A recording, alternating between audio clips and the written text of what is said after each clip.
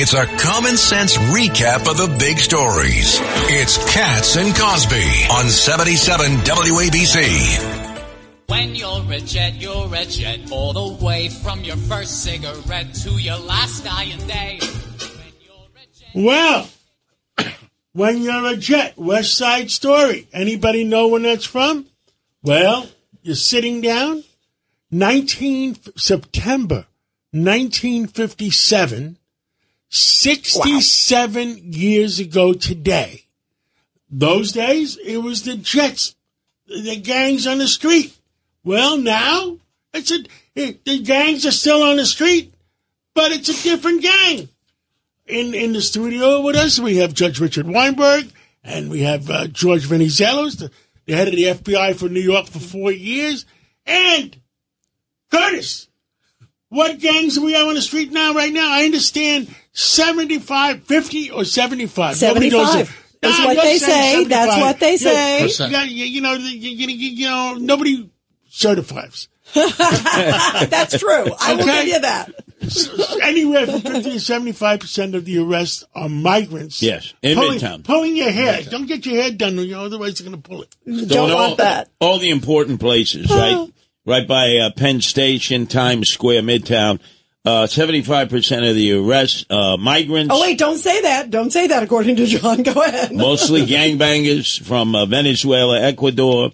And now what's happened is because you have so many gangbangers from South America, the North Africans form their own gangs to protect themselves from the Venezuelans and Ecuadorians. So it's jet sharks, but circa 2024. So, 67 years ago, we had the Jets. Yes. And now who do we have? Oh, well, you got so many gangs out there. In fact, the Venezuelans have like an amoeba split in half. They're warring against one another. So you have Venezuelan gangs battling Venezuelan gangs for turf, for drugs, prostitution. An example, an Ecuadorian gangbanger. He saw some clothes. He walks into a store. He's wearing nice new clothes. 2 days. He takes all of his clothes off in front of everybody, changes, puts on the clothes. The cops catch him. They said, Midtown South, what were you doing? He goes, I was tired. 2 days of those clothes. I know here in America, I can take clothes and I'm not going to do any time for this. And by the way, what about MS-13? And what's going on with sort of the turf wars? Oh, well, remember, they're embedded out in Brentwood, Central Islip. But Trump and our own Peter King and Jeff Sessions at the time went out there and told everybody, you better work with ICE. I don't care what the Governor Cuomo says. You work with ICE, and they got MS-13 under control. Before that, MS-13 was luring young... Let's talk about sanctuary cities. Yes. Why? Does anybody out there say we should have sanctuary cities? George, you were with the federal government for 26 years, 27 years. Sanctuary city, who made this up? Well, what it is destroying the cities. It's become a safe haven.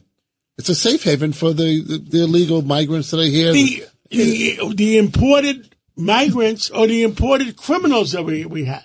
Right, they're getting covered. The fact of the matter is, there's no such thing under the law, under the Constitution, as a sanctuary city. So any city government, county government, or governor who says you're a sanctuary jurisdiction is lying to you, is acting unlawfully, and they should be removed from office. Wait a second.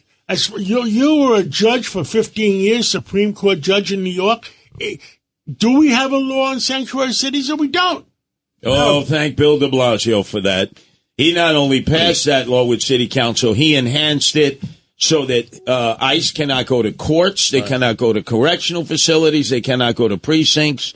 They have to depend on the city to contact them when they're ready to release an illegal alien who's committed a crime, and the city will not do it. Judge Weinberg, hang on. No, the whole thing is totally preposterous. There's an obligation of local government authorities to cooperate with ICE. It's as simple and not at all complicated. They have an obligation to do it, and if they're not doing it, they should be removed from office because they're breaking their oath of office to take care of the laws being faithfully executed. I mean, they're using it as cover. Let me ask you, George Venizelos, if there's a law that violates federal authorities, and and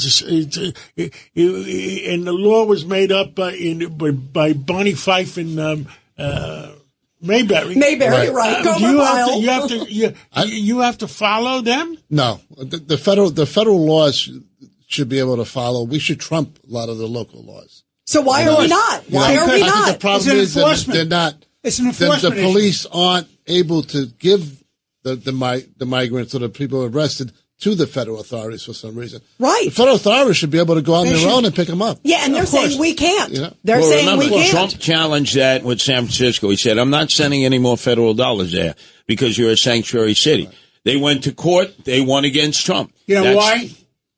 California courts. It was a California court, a far left bench out there. U.S. District Court and Ninth Circuit, they're far left. They wouldn't do it. Trump was absolutely right. Absolutely. And they should be, and again, people forget about not giving them money.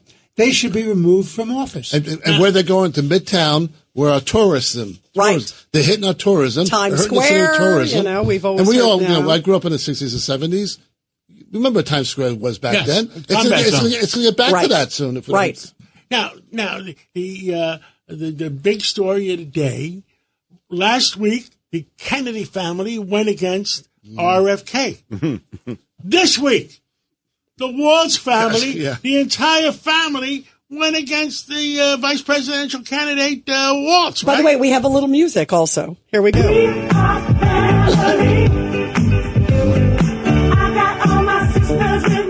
And, I'm looking at the picture. How many? Can you imagine the family reunion? Was that a dozen people? Is that Thanksgiving dinner? Yeah, and they're all wearing We Love Trump t-shirts. And the brother, by the way, John, also the brother of Walz, again, the running mate choice for Kamala Harris, says, I would not let my brother anywhere near the White House. He doesn't have the character. He doesn't have the this. Rita, could that have anything to do with his links to China?